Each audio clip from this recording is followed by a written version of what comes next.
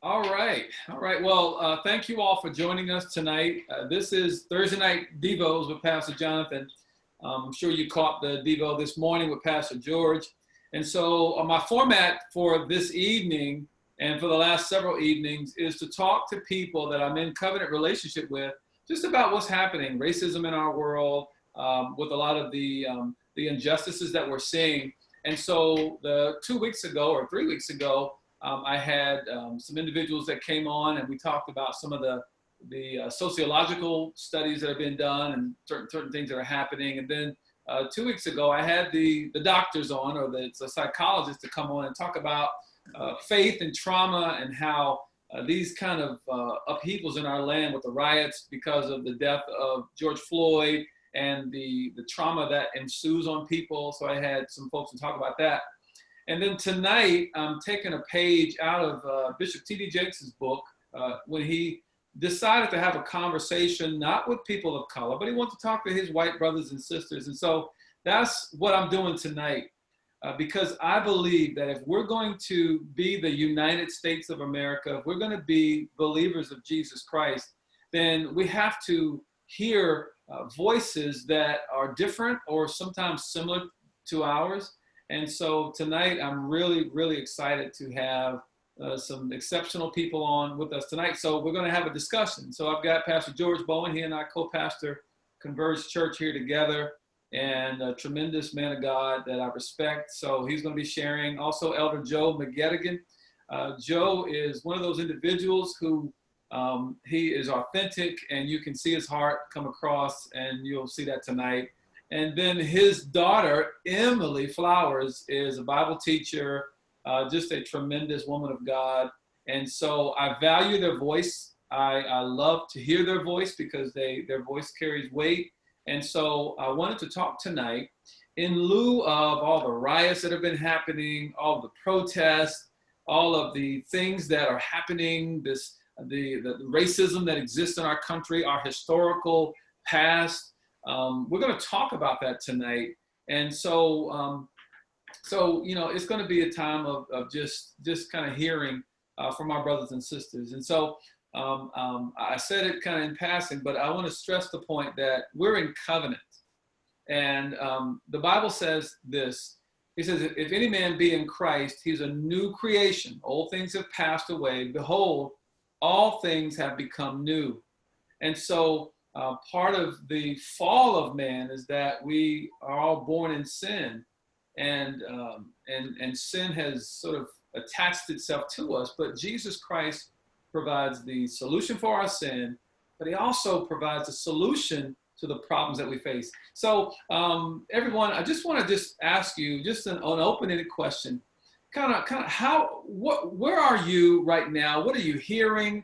What are you sensing with what you're seeing in the news, and you're seeing the protests and riots, and Joe, you and I had a conversation earlier just about kind of what we're seeing, what's different about this time in our history.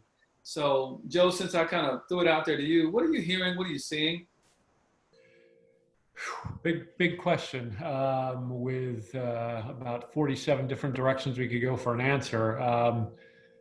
I heard somebody say on the news the other night that the question came to an African-American gentleman, and I don't remember who it was, but they said, he'd been active apparently in a lot of racial issues along the way, and they asked him, they said, do you feel like something is different here? And his response was, yeah, and I think that kind of reflects a lot of where I'm at with the whole thing.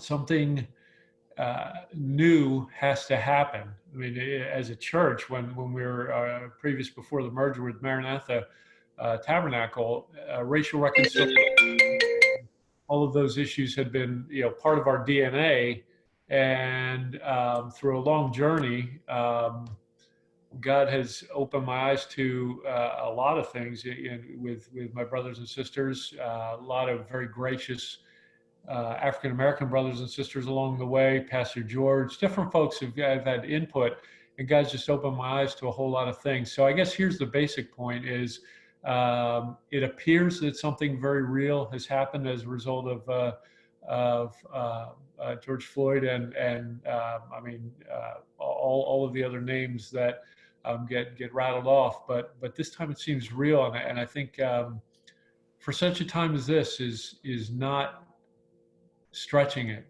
for some of the things that we're trying to do with Converge. Thanks, Joe. Emily, how about you? What are you hearing and seeing? I think that, I don't know if this is me being part of the millennial generation and just being, I'm actually not on social media, but I know that a lot of my friends are. I guess people that are older than millennials are also on Facebook now. I think something that has come out a lot this time around is the kind of call for people to say something and to speak out on it and to take a stand. And I think, because of the isolation that a lot of us are in because of the COVID-19 pandemic, a lot of that is coming by way of social media and not necessarily in conversation, and a lot of person-to-person contact. It's coming in a more impersonal way. And I think because of that, I actually called Camille early on because being in isolation, feeling like it limited a little bit of what I could do, it really raised the call to speak, plus the whole pandemic situation raised big questions in my mind. What can I do? What should I be doing? What should I not be doing? Am I supposed to talk or am I supposed to listen? How do I do both at the same time? Right. And I think that as a white person, and just what what are you seeing? What are you hearing? I think something that I'm hearing a lot even a lot of well-meaning people is just, we don't really know what to do, because if we speak, we're not being silent like we should. And if we're silent, we're not, taking a stand like we should. And then if we choose to speak, we might say the wrong thing, and we want to be sensitive. So there's kind of this not really knowing where to go with it. And I've been really blessed by some personal relationships. Like I said, I called Camille. I called her. I'm like, should I get a Facebook so I can take a stand? Like, should I get back on Facebook, or am I okay? And she was like, you don't have to get a Facebook. But I was able to call her. I have those relationships, but I think a lot of people are fearful now at this point in the current climate to try to start those relationships. And if you haven't already had those conversations with people where you have that opening, you're not really sure how to get a foot in to kind of say, what should I be doing? And so you just kind of feel backed into a corner in a sense, which means you're not doing the right thing. So it's just kind of, I think, a little confusing about what should my response be as a white person? How should I respond? Okay. What about you, George? Certain times, there's certain events that take place in history that have the potential to just galvanize a nation or people. And the murder of George Floyd, I think, is one of those moments. And following so closely on the heels of the Ahmaud Arbery murder, it seems to me, and I can't walk in the shoes of a black man or a black community, but it happened so closely, at least the video getting out there, that there was no way to recover. It was like one shot after another, and it was there. The fact that we have it on video, what I'm hearing and seeing then from the white community, for really the first time that I can remember, en masse saying, that's wrong. That is wrong. And Emily was talking about, we need to do something about that. We can't stand for that. That is wrong. And it's a moment in time, if we can seize properly, the church with the gospel. It's the only thing. The gospel is the only thing that can point forward to healing. Otherwise, there's just going to be a division. There's just going to be a break. There's going to be an inability to have conversation with one another. And I know even. I was just reading just a little while ago before this, some black leaders, I guess they were in Los Angeles, and one of their fears was that the rioting, the violence that was taking place was going to take people off agenda and get them off what they're really marching for and what they're really trying to accomplish. In other words, lose their allies.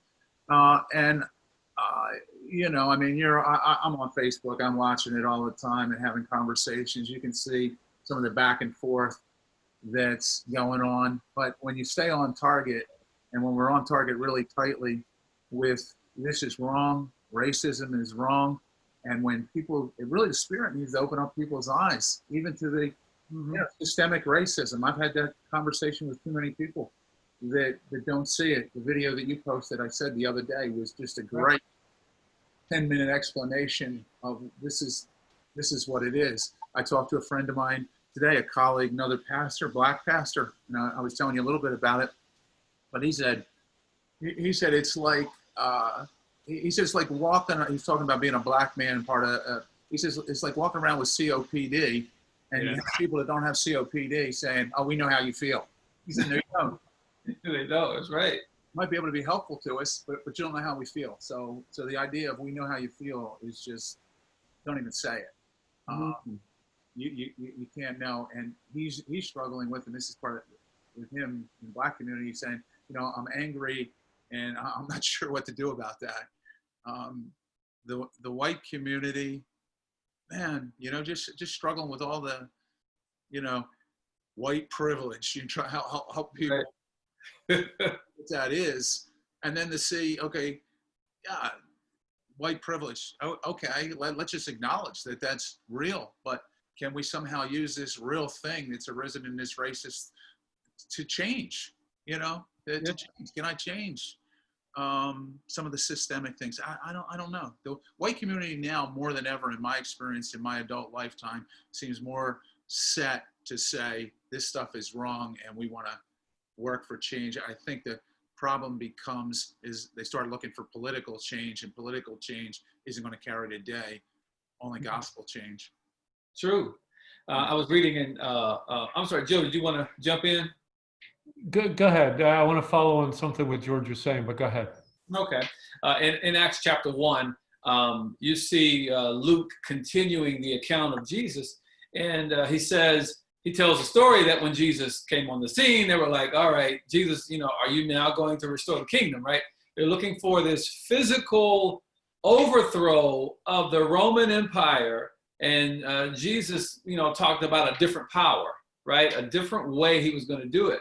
And so even the disciples, you know, they were like, okay, Jesus, thank you for bringing all this, you know, turn the other cheek and, you know, blessed are the poor in heart. But when are we going to fight? You know, when are we going to, you know, take some Roman, you know, capital, right?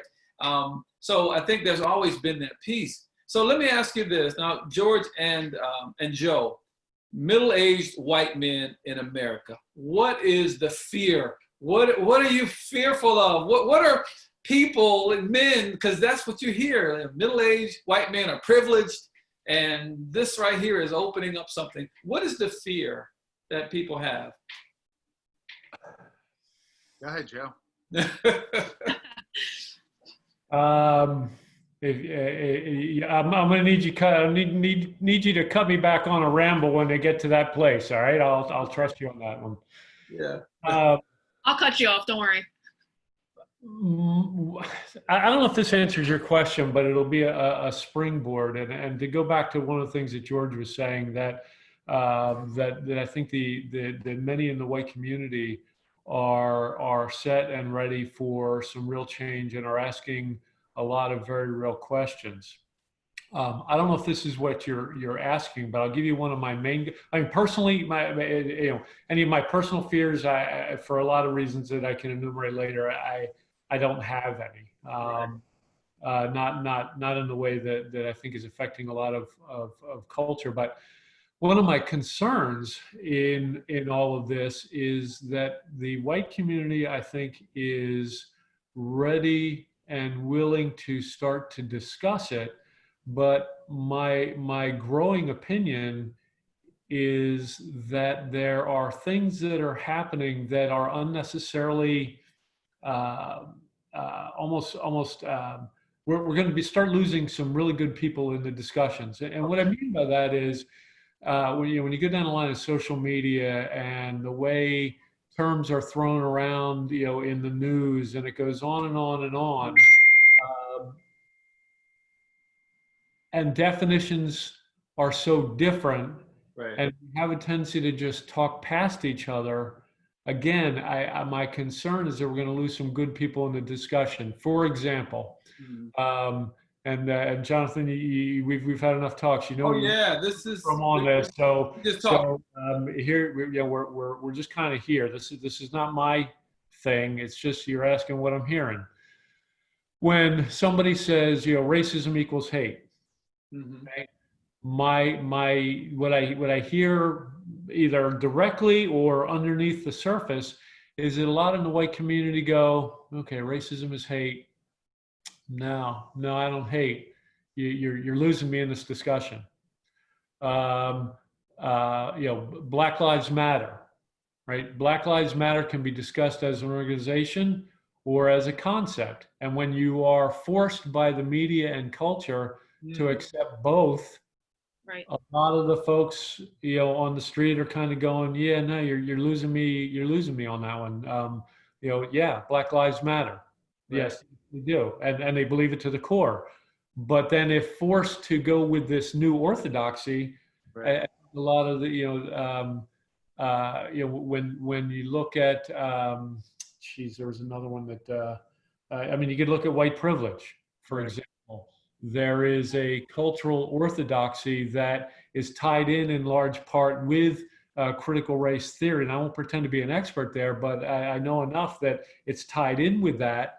And when you go down the lines of the orthodoxy that you must adopt, because critical race theory says you must adopt it, the white community goes, yeah, I'm really not there. So, another one is white supremacy, where most people hear that and they think it means if I'm a white supremacist, it means that I think that the white race is superior, whereas people that subscribe to critical race theory, what they're saying by it is that white supremacy means that the white race holds that position in society and culture. And so you're saying not you, but if you're having this conversation, you're saying white supremacy. I'm like, I'm not a white supremacist because we're not using those terms in the same way. And so we're getting lost.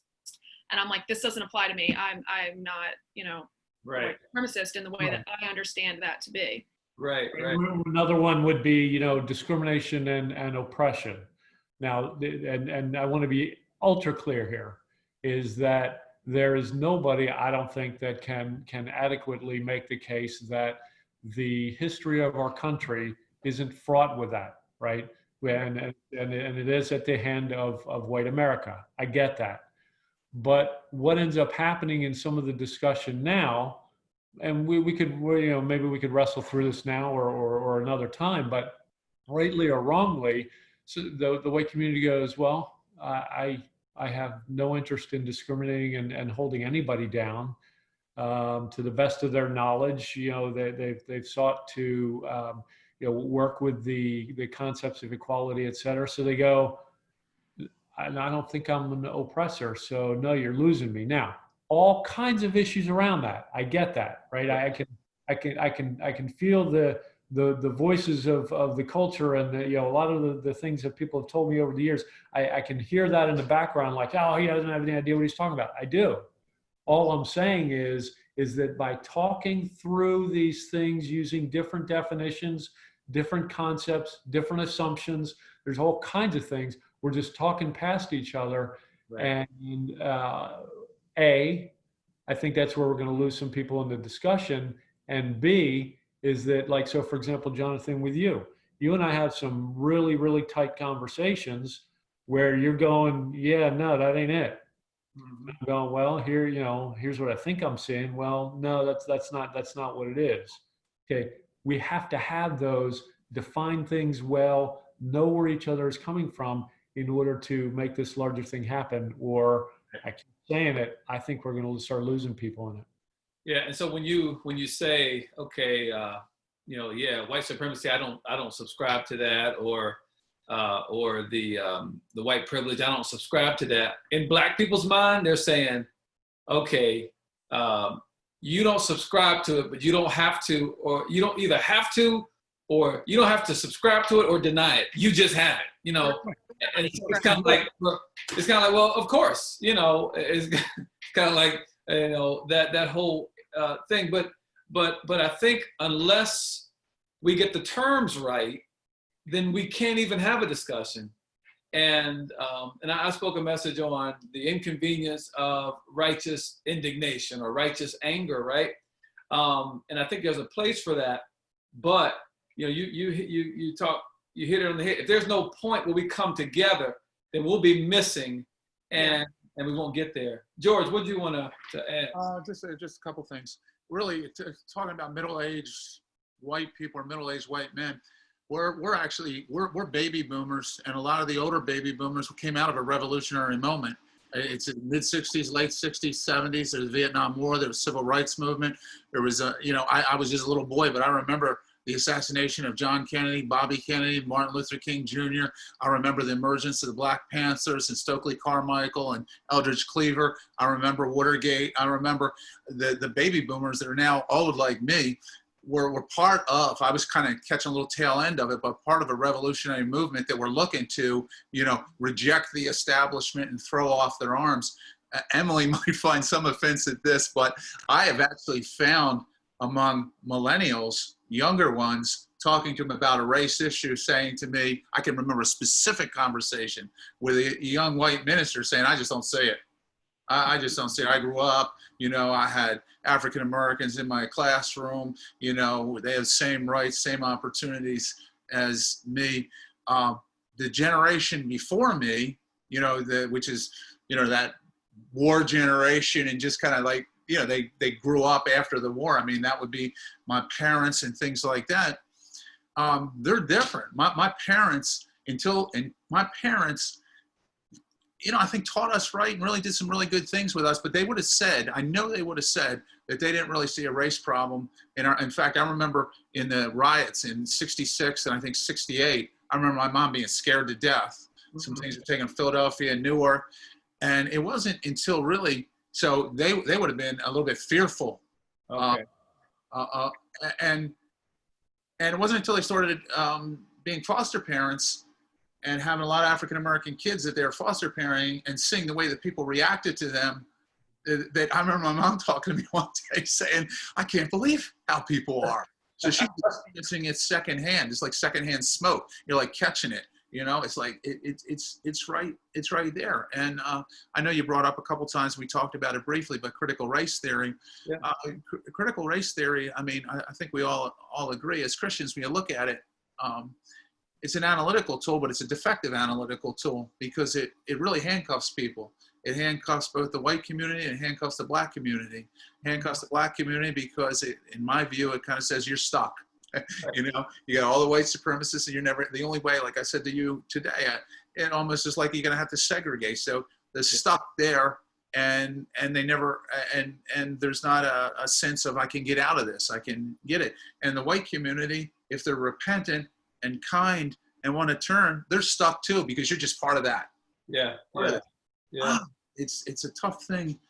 It's a really, really hard thing to get around. I mean, I acknowledge I was talking to a black brother of mine, oh man, a couple of months ago about white privilege. I said, I know. I said, you know, I know it. I see it now. Okay. Why can't you do anything about it?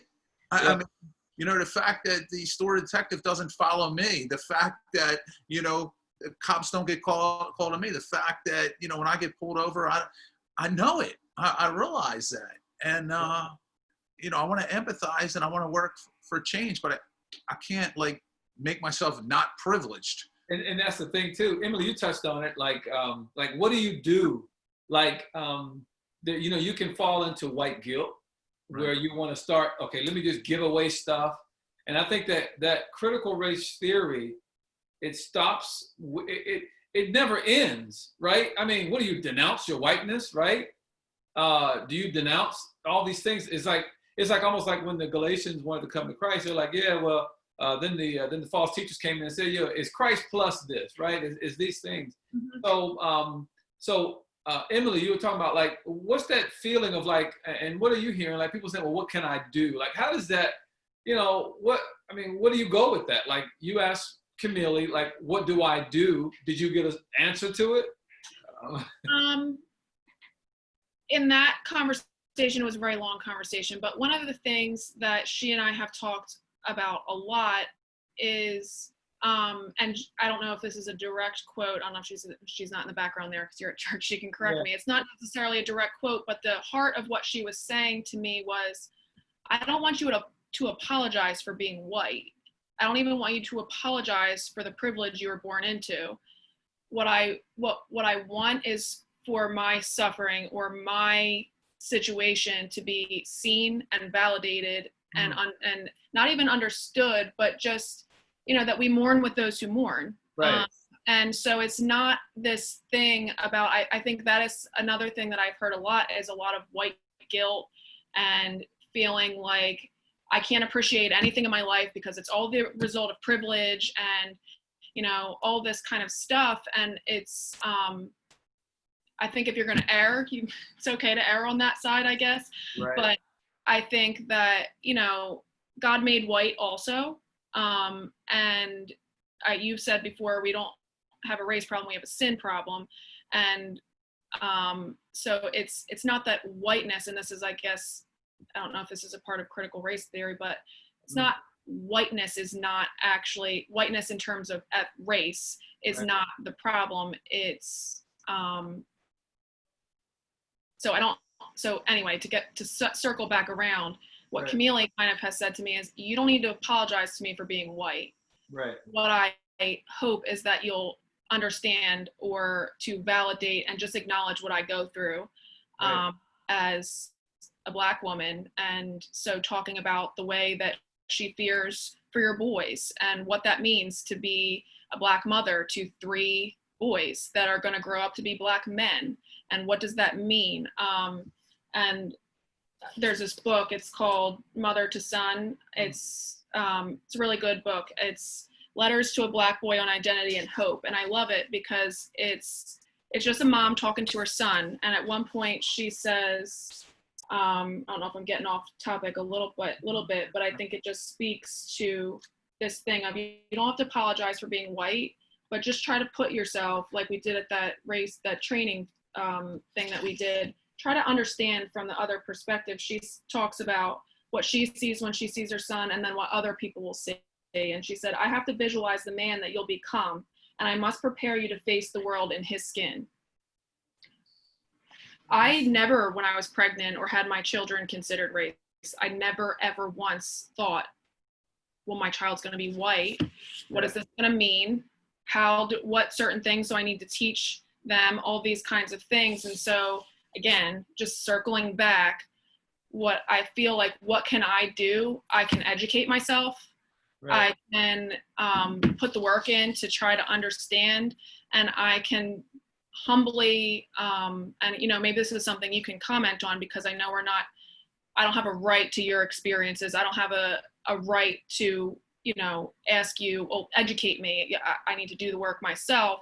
But I do think that as Christians and the covenant that we're in, that we have an obligation to approach each other in humility, at least that I can approach in humility and say, this is something that I've never experienced. Can you help me understand? And then to be able to be honest in response and say, I don't see that, I'm not getting that, and just kind of that back and forth. So that's the one thing that Camille and I have talked about. And then maybe I shouldn't say that because we're live in public. Never mind. I don't betray any confidence. But yeah, I think that's one thing that she said it doesn't have to be big in public. You're in relationships with people, and that it makes a big difference. Yeah. Well, speaking of covenant, when Destiny and Maranatha merged to become Converged Church, we went through that process. And Emily, you talked about the steps that we took. So we literally, George and I met with a pastor to talk about a delineation of duties. And then we hired a consultant to talk with the elders about how to merge together our vision and mission. And then we had Dr. Harold Arnold come in and for over two evening sessions, did role plays. He talked about what we, some of our experiences. And I mean, that was a really emotional time because we got to see people in a different light. And so I think, you know, with being a black man living in a world where I've always had to adapt, I've always had to kind of learn to live in two worlds, right? And I think one of the things that you want to get to places where you can just be yourself. And I remember having this thought, even when we planted our church before the merger, Destiny Church. I always said I wanted a church that looked like heaven.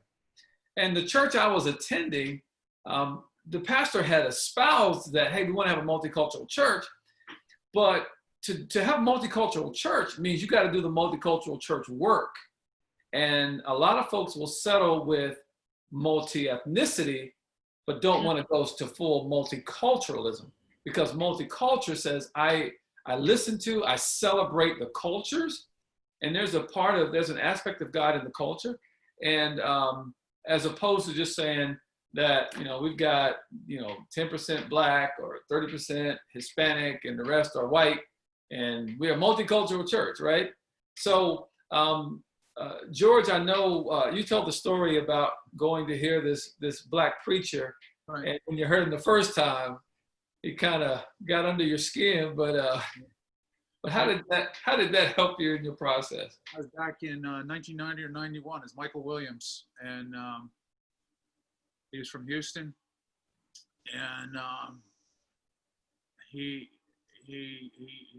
talked about racism as a sin of the heart. He defined racism at the time as prejudice plus power. He said, you know, you want to be brothers. You want to be, our brothers, that we're brothers. But when we were marching, you didn't march with us. You know who marched with us? And then he named all the liberal nominations. And he said, you said you were our brother. And he said something like this. And he said, I don't know what the car analogy was, but he says, if we got out of the car and you came behind us and stabbed us in the back. And he said, now you want to be brothers. And he talked about repentance. He really talked a lot about repentance, to tell you the truth. And he talked about racism systemically too. And he actually talked about, he's one that really got in me, the idea, you know, historically with racism, with slavery and Jim Crow, and now he didn't talk too much about it, but the mass incarceration of African Americans, the control and the what it's like psychologically for a black person to be defined as less than a person. And my response, I listened to him 2 years. My first response the first year, and I was like, well, I didn't do that. And I don't feel, so now I understand why people say that today. Right. But there was something about it that wouldn't let go. And so for some reason, and this like never happens, the next year at that same national conference, he's the featured speaker and he speaks on the same thing. Only when I came back the second time, my heart was different and I heard him. And I took a few people with me that time that responded the same way I had the year before, because he was kind of rough, but he needed to be. It was like prophetic rough. It wasn't unkind. It was just stating the facts. Yeah, and that gripped my heart. So that was actually right around, it was probably 90 and 91. And then from 91 on, at least our purpose for our church, that we were gonna steer that way, that race issues fall within the scope of the gospel. The justice issues, I'm not a social gospel person, but social justice is within the scope of the gospel, and I'm responsible for that. And man, you should have seen in our church in the beginning when I preached messages like regarding, like when it was MLK Jr. Day. I have to tell you, I have to do that in private sometimes. Some of the responses that I got from that, so anyhow, yeah, I'll tell you what, you know what that does for me too? It tells you the power of the preached word. That's right. He proclaimed God's word. It was God's truth. It ticked me off, but the Spirit convicted me through it and changed me.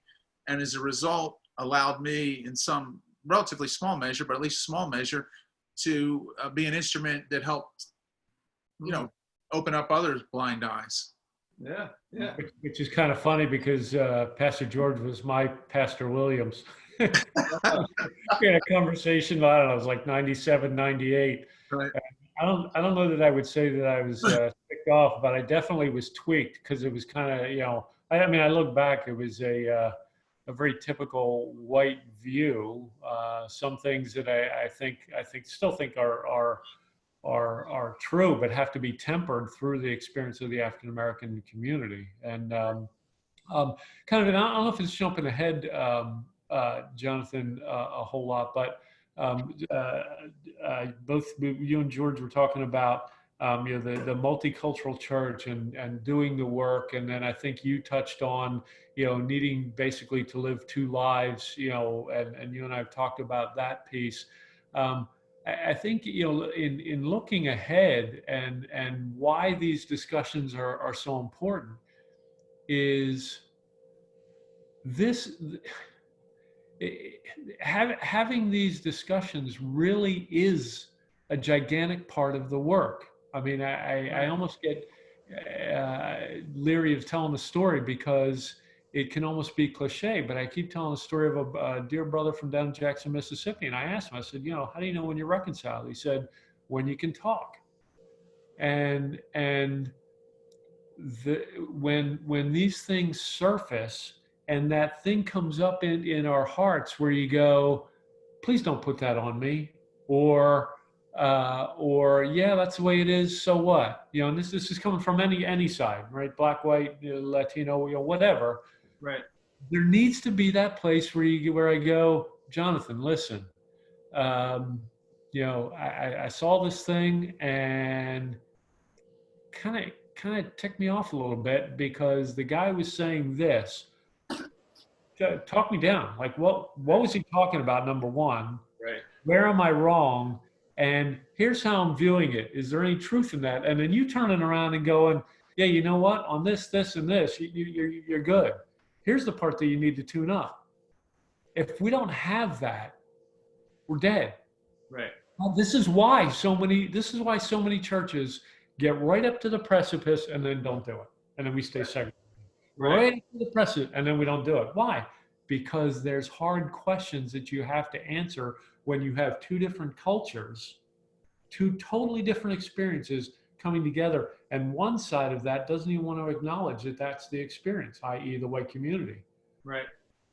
Maybe a little bit hard, but that's just one of the things that I see, and I was joking about it before, but when George is doing this, and then I'll stop. But when George was kind of filling me in on some of this stuff, I look back on it. I mean, you've heard me say, this fish didn't know he was wet, right? I didn't know white privilege. What does that even mean? Well, right now, as a middle-aged white guy, I put on a tie. I can walk anywhere.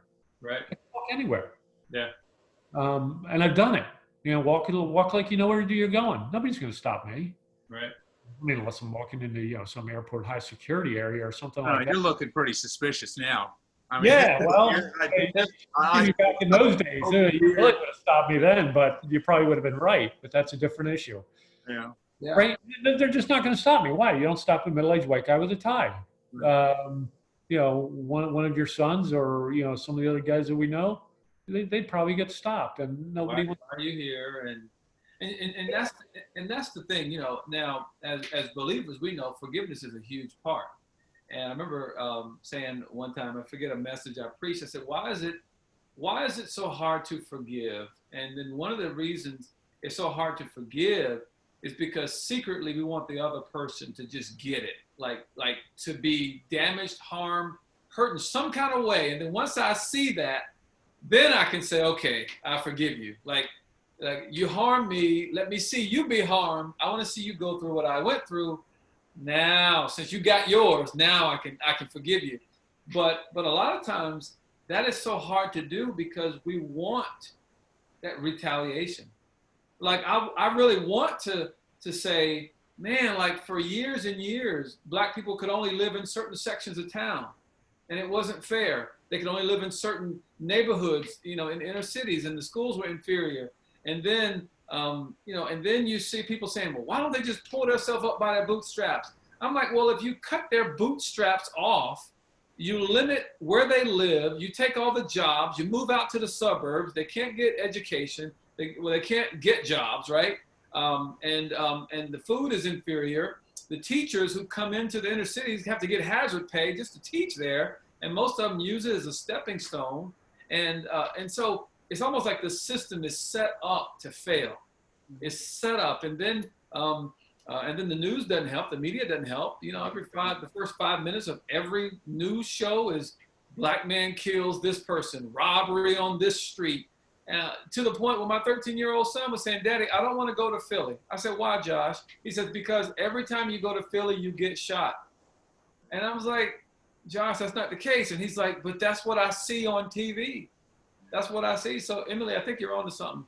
Media has not done its job, or it has bought into the critical race theory, the liberal theology side of things. So I think that's an issue. Let me ask you this. So now justice. I know, George, you talk about justice, and I heard this from the clip that you sent me, Joe, about the discussion about the critical race theory. Justice should have a me to God kind of reach, but it also should have a other to other kind of reach. So you have the cross there. So George and then Emily, on justice, what does justice really look like, and how does it cut across socioeconomic, ethnic, gender? How does justice cut across all of that? You want me to go first? I'll go first. Yeah. Yeah, you go first. Yeah, well, justice that we're talking about here is social justice. We're talking about something different than, say, criminal justice or retributive justice, where somebody commits a crime, you know, eye for an eye, tooth for a tooth, that kind of thing. We're not talking about that kind of justice.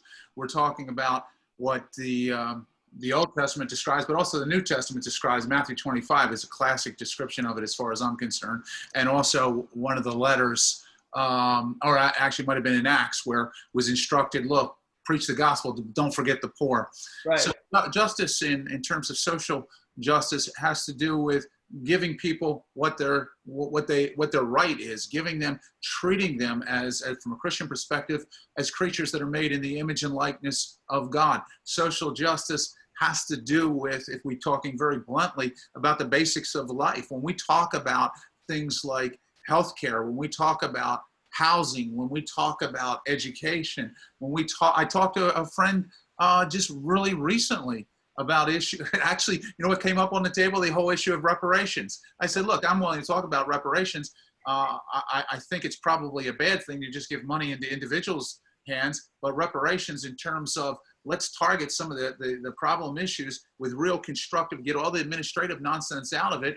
And, you know, you talked about schools and you talked about housing and we talked about healthcare.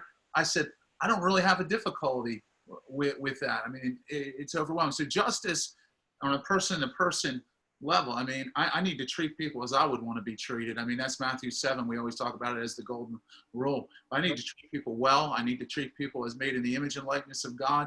I need to treat people with respect and dignity, whether I agree with them or not. And it's always hard, you know, get the people you don't agree with. But I cannot, as a Christian, in good conscience, live comfortably when there's other people that are living in poverty. I can't, in good conscience, live comfortably when we have the kind of thing, the murder of George Floyd. And I will say this, too, that, I mean, I had one of my kids say to me, Dad, why didn't somebody just jump that cop? Why didn't somebody? And I said, because they probably thought they were going to get killed. He said, well, I would have. He said, I would rather died at least. And I'm thinking, wow, I'm hearing this from a white young person saying that's intolerable. Right. So anyhow, I'm going on and on. Justice on this horizontal level is treating people as you want to be treated. They get their due is made in the image and likeness of God. And it's clear. I mean, the Bible, Matthew 25 is so clear. We have a supreme responsibility, especially to those that have been marginalized, those that have less power, those that are vulnerable. And when the Black community only makes up whatever it is, 13% or Yeah, 13%. whatever it is, I mean, they're definitely in a vulnerable spot. They don't have a voice. That doesn't make them less people, but we have a responsibility. I mean, I think you quoted Proverbs a week or two ago. We have a responsibility to join together and walk together in that, because we're Christians. So anyhow, it's kind of a long thing, but justice on that level, that people-to-people justice, is treating people as we want to be treated. Nice, nice. Emily, how about you? I mean, honestly, I don't think I can add much to that. And I don't mean that as a real cop-out, but I would probably re-preach a lot of the message. The thing that came to my mind immediately was Imago Dei, and it's just acknowledging and respecting the image of God in every person. And that can be across the board, Black, white, social class, you know, you go down with different disability, like across the board, it's acknowledging the image of God in each individual and treating that person as though they bear God's image, instead of, you know, we like to portray people in the image that whatever our experiences, it would dictate, but it's the image of God in each person and treating people as such. I mean, it's a very simple answer, but I think it's profound. Where should the complex answer? My answer is the image of God. It is, and I think bedrock, I don't see how you can have the justice. I mean, coming from we'll just say Judeo-Christian, or you could even take, if somebody is a firm believer in Islam, they're going to believe in image and likeness too. However, the way Islam, in my opinion, is often practiced doesn't seem to be that way. But if we don't have this bedrock, every individual is made in the image and likeness of God. I don't know how we can I don't even know what imperative we have to social justice if we don't acknowledge that. And I don't think that we have hope really then either, because I forget which one of you said, I think Pastor George, it was, you were talking about critical race theory, where you're kind of stuck in these molds that are not, it's not, you know, the bedrock foundational dignity is found in being created in the image and likeness of God. It's now that plus whatever your race is. And I think I was listening to a talk with Preston Sprinkle and Justin Giboney. He's a attorney in Atlanta, and he was, I really liked what he said. He said a lot of the riots and a lot of the things that are happening it's mourning without hope. And we don't mourn as those who have no hope. So we do have a different approach. However, we understand why, you know, that's mourning without hope. And I think that without the fundamental truth of the image of God in each person, it really is this kind of pecking order or whatever, and you can't really get away from it. And like Pastor George said with critical race theory, you're stuck in your molds. Whereas with the image of God, you are not only seeing the dignity in each person, but you're also providing some core principle truth to how to, I don't know, to view that and make it happen. I don't know if that makes any sense, but it provides a hope, I think also. Yeah, and with that, let me ask two questions, one comment, then two questions. All right, so with that, the only way, I think the end of critical race theory is that there's got to be an overthrow, right? There's got to be a right the ship. I heard someone say when the riots were going on and the Target was being burned and the AutoZone was being burned down, they said, look, I'm so angry, just burn it all down. Start it all over, I don't care, right? And then you have more or less this liberal kind of theology that says, okay, let's redistribute wealth. And even God, I mean, Jesus, you know, the story of the man who gave talents to the people. I mean, he gave talents based on their ability, right? So part of when you look at kind of what God has given people, not take the color of skin out of it, there's God even is sort of dictates who gets certain things. And if we were to take kind of our situation and push it back maybe 1,000 years, or go back to the Egyptian culture, I think you have those who are on top and those who were suffering as well. You look at the Exodus story, you know, you always see that, but Jesus came to give voice to those that were voiceless, and he came to rescue. I mean, what was his first message? You know, the kingdom message: repent, the kingdom of heaven is at hand. He's sent me to set at liberty those that are captive, right? So that whole to loose the bonds of those who are chained. So that's it. So two things. How has, from the white community's perspective, how has the rioting sort of deadened the message that they were trying to actually, that was actually trying to come out? And what are people saying? What are white people saying? Like, I was with you when you were marching, but now you're tearing up stuff. So what's going on there? Does anybody want to go? Good. I think that I personally understand the rioting, because I already alluded to this with the, I think they come out of a hopeless situation and feeling like this is over and over and over and over and over again. You know, we're seeing it all up front because body cams and social media and all of that, but this isn't a new thing. It's new maybe for us white people watching because we haven't necessarily experienced it, so I can understand the heart that produces this riot situation where it's hopeless mourning.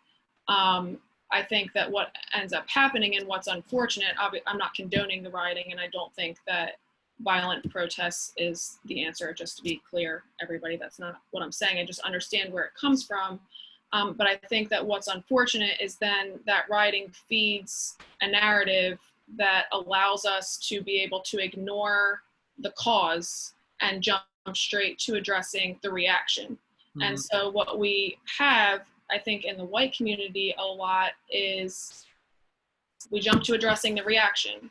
And perhaps the reaction is inappropriate and it's not Christ-like in terms of violence and all of those kinds of things. And we're just really quick to maybe jump on that without taking a step back and seeing what has kind of led to that. I mean, on a small scale, we all know what it's like to have a headache, to get a flat tire, and then to have a bounced check. And then we get home and we lash out at our kids or our husband because we've had a bad day and we're a little agitated. So you can see how when you've had a bad couple centuries sure. and it's been rough, and this is kind of life and it's over and over and over again, how you kind of have a bigger scale, that lash out is a little bit amplified. And without condoning the rioting and all of that, I think that jumping straight to the reaction actually prevents us from addressing the reaction well, because without being able to see what's the cause and having compassion for the cause and having compassion for what created that environment in the first place, you can't really address the reaction. Right. I mean, it's like criticizing something without really knowing what you're talking about. It's like, well, did you read the book yet? You didn't read the book. I read the book and then let me know, and then we can talk about it. And then I can respect your opinion. So I think, I don't know if that really answers your question. I do think that the rioting and stuff has derailed the narrative a little bit. And I think that that's really unfortunate. And I just personally would beg my white brothers and sisters to, I'm not asking you to condone that. I'm just asking to take a step back and look at the cause and spend a little time there before we move on to the reaction. I don't know if you others do that or not. And kind of tied into that, it ties in with some of the other things that I think we've talked about all night, and is probably worth a whole other evening, is this idea that the truth is one narrative or another. Because I think there's at least three here. You know, one is, you know, rather than looking at necessarily the uncontrolled violence, look at why is the rage there. Martin Luther King said that 60 years ago. Right. And now, the other you know truth is you know what is really being brought about for good by burning down a city. we could wrestle through that when you put those two together. And then, I think that there was a third one that speaks to what Em was talking about, a third rail of something that I think is true, that gets in the way of the overall discourse. I'll go to a little bit of an extreme example, but I think it captures it. Is, if I remember correctly, something like 5 or 6 days late after George Floyd and the first riots had broken out, it might even have been more. It was at least a week. Is that they were talking about a protest out at the King of Prussia Mall. Mm-hmm. And it was almost kind of like, are people setting these things up? And I don't mean to be facetious here. I'm exaggerating to make a little bit of a point. Is it almost like, okay, well, let's put together a shopping list and go out and protest. And I think that there was some opportunistic things going on there. So, am I saying that the whole thing begins and ends with that? Absolutely not. It forced me to make a choice. I say, listen to the rage. Why is there the rage? And Em already outlined that very well, but it's this idea that it has to be either this or that, and there's no parallel tracks of truth that I just think gets in the way of really understanding what's going on, and then how we take steps beyond that. Well, I'll tell you, Black people were even frustrated too, that we're like, okay, the riot was, the protest was good, but now you have all this looting and stuff. And it's like every time. So someone said you have 3 types of people in a protest: those who were there because of the cause, those who were there to blow up stuff and just wreak havoc, and then the other ones who are there just to get what they can, right? So you have all 3 of those, and those impacted the message, right? Em, to your point about those that jump right to the reaction, right? In the Black community, we're like, okay, there you go. Take it. See, you're choosing not to see the real problem. You're focusing on those things, right? And so it's almost like that there's automatically kind of like a discount that we make, and we've got to stop and say, okay, yeah, that might be true, but ultimately we do have to go in to say, why are they doing it? Years and years of oppression, being in this country, building up the economic wealth of this country, and then only to be told, okay, you can build it, but you can't sit in it. You can build it, but you can't partake in it. So I appreciate that insight. George, let me ask you this question. What do you say to those that just say, just preach the gospel and stop dealing with all this stuff? Just preach the gospel, because you don't want the liberal agenda to take over the gospel, and you don't want this ideology, this left-wing socialist thing to come in and take over the church. So if we just preach the gospel, then that'll fix everything. Well, I guess the way I'd approach it, first of all, I preach the gospel, and it all falls within the scope of the gospel. So that might be my answer, which I've given that answer. I can think right now of a personal pastoral conversation. I said, this falls within the scope of the gospel.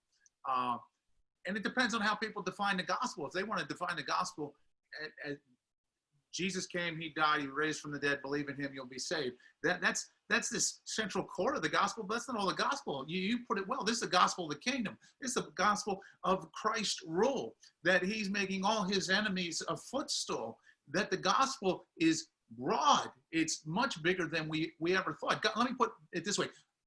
Gospel implications. Yeah. So well done. Paul said, we taught the full counsel of God. You got to teach the whole thing. I mean, I don't want to pick on any particular denomination, so I'll try and avoid that, but there's certain denominations that are known for certain things, and you're going to hear it every single week that you come in. You're going to hear the same thing, and you got to do this, and this has to happen, and this has to happen. The gospel is broad and comprehensive, and you can't preach the Bible without preaching to people that are in need. And you know what, too? See, this is, we were talking about the image and likeness of God in man. Yeah, that's foundational. And the gospel, when you preach the gospel, that frees people. That liberates people. Nobody, without all the isms in this time that we live in now, this temporal sphere, they all have problems with them. We all have problems. I mean, the only place that Marxism or communism would ever work would be in some kind of utopian heavenly existence. Right now, we live on earth. When you preach the gospel, you free people to be creative, to invest, to grow. To critical race theory, if you preach the gospel that talks about Christ and being a new creature with new purpose, new power, new potential, you're not limited by a white supremacy anymore. If you preach the gospel to me in this white supremacy position, then I am broken and I am crushed and I am humbled. I should be. The gospel is the only thing in a divided society. But it's not just this narrow, just believe in Jesus, that's it. It's expansive and broad and touches. If you believe in Jesus, then he's going to uproot the racist attitudes in your life. If you believe in Jesus individually, his hearts are changed, then the systems of racism are going to be broken down. You will not stand for it. Right. So, yeah, I don't know. I could go on and on. This could be just a preaching section here. But those that say just preach the gospel, I'd say to them, well, what are you talking about? What gospel? Right. And then we can dialogue on that. I'm comfortable dialoguing with anybody on that. Yeah. If you take what he just said, one of the best things I ever heard, it was just very recently, was somebody said, if you see say, a grown man beating up a child on the street, and analogies only go so far, so just work with me. Right. You see him somebody getting beat up on the street, and you turn and you say, well, let's just preach the gospel to him. Right. No, there's other things that need to happen as a result of our born again existence. And oh, by the way, we will work on that heart through the gospel. But in the meantime, there's some immediate things that need to happen here. And if you got a changed heart, you're gonna intervene. Yeah. And if you don't have a changed heart, that's when you're gonna walk by. Yeah. Right. But in the meantime, you got to stop what's going on, right? If you're a powerful human being, you should stop what's going on. And if you're a gospel believing human being, you got to step right into the middle of it. Right. So, Emily, I'm gonna give you the last word before I wrap up. So you wanna, I'll ask you this question. This will be one of those things. In your young life, you've seen a lot of change, but there's a hope in this younger generation. Like there's a hope that, especially for young white people who are saying, I want to step in and be involved in a part of the change. What would you say to them? Like they want to get involved, but what would you say keep as a core tenet to guide you in your involvement? I think it was Jackie Hill Perry. I think it was her. It might not have been. It was at the MLK 50 conference that the Gospel Coalition did. And she said, racial reconciliation is an issue of discipleship. Ah, yeah. And so I guess I'll speak to my Christian, young people, because, well, I invite anyone to be a part of this. But I'm speaking to my Christian brothers and sisters, I guess, that racial reconciliation is a discipleship issue. And discipleship, we've said it throughout this entire conversation, it's about talking, it's about relationship, it's about being honest and vulnerable, and rooting out sin, and putting off the old and putting on the new, and all of these kinds of things. And I think that that really hit me hard. I have always really, really cared about these issues, but I kind of cared about them kind of from my bed with a book, and read about them a lot. And I would talk to my white friends, and I would, I read White Like Me when I was in college, and all my white friends were like, shut up, because I was just preaching to everybody about white privilege. And it's like, I cared about it. But when she said that, it really hit me that the discipleship issue thing. And that's when I reached out to Camille. And I said, I don't know what she thought when I said this. It's probably an odd request, but we kind of already had a mentor relationship. And I just said, will you disciple me in this area? Would you offer me the gift, really, of sharing your experiences with me and your thoughts? And will you be a person that I can ask hard questions to? And I think that friendship that has formed, and the reconciliation that has happened, and then the confidence even that I've developed to be able to talk about these issues in a forum like this has grown from that discipleship relationship. So I think that I would encourage people really to talk to people that are different from you. Don't just talk, you know, certainly call me or George or Joe or whatever. But we have some, I would start calling people out by name, but I don't know if I'm allowed to do that. We have some extremely, extremely gracious African-American brothers and sisters in our congregation that could bring tears to my eyes with the grace that they've spoken to me with. And it's truly a gift. And I think that I would encourage my white brothers and sisters, young people, to enter into some kind of discipleship relationship like that. It doesn't have to be, can we get together once a week and talk about, you know, race issues, but to just have that relationship available. And then things like this happen, and I was really angsty and stressy and not knowing what to do, and all this stuff with George Floyd went down, and I had Camille to call. Right. And that is an incredible blessing to me. So I think that would be my advice, or my, you know, core thing, aside from Jesus, obviously. Yeah, I mean, I think that kind of really speaks to what we all need to do. We're not going to change in a vacuum. We're not going to change by ourselves. But God put us in relationship, right? John 17, Jesus said that the world may know that God sent Jesus when we love one another. And Jesus prayed specifically for us. He didn't say, Lord, take them out, but he said, Lord, deliver them while they're here. And I think Jesus knew this was coming. You know, I think he knew this was coming. And so he left his authorized agency on the earth, which is the church, and we are the church. So I want to close with this. I came across this term, and I have yet to get the book, and I can't wait to read it. But it's by Pastor.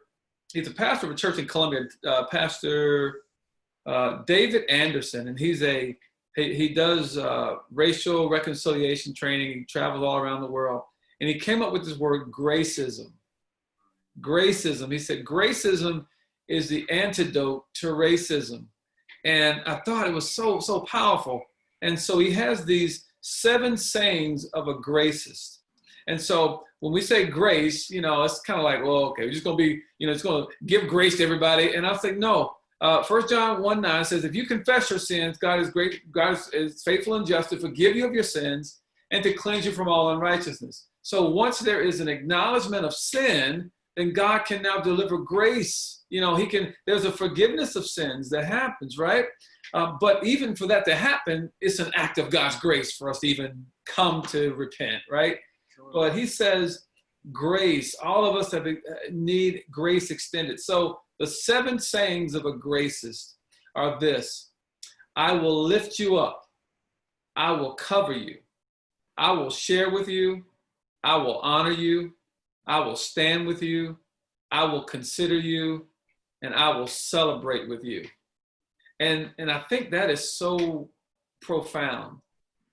With all the things that are happening in our world and seeing the change, and yes, there's a lot of things that America needs to repent for, but there's an awakening now that people are saying, look, I want to be a part of it. And so to my Black brothers and sisters, if white people want to say, hey, look, I want to learn, then we need to put down the anger, put down the frustration, and say, let's talk. Because I really believe that there is ignorance as opposed to being stupid. Stupid, you just don't want to learn. Ignorance is, I do want to learn, I just don't know. And so I think it's imperative, and I've said this before, I say this, Black people are really prophetic in America. Because when you think about all the hardship and all the atrocities that have happened to Black people, but still, you know, we have a song, we have hope. I mean, that's what got us out of slavery, was the hope of a promised Redeemer. Mm-hmm. And it's amazing how in Exodus, the children who were in bondage cried out for a king, and God sent them Moses.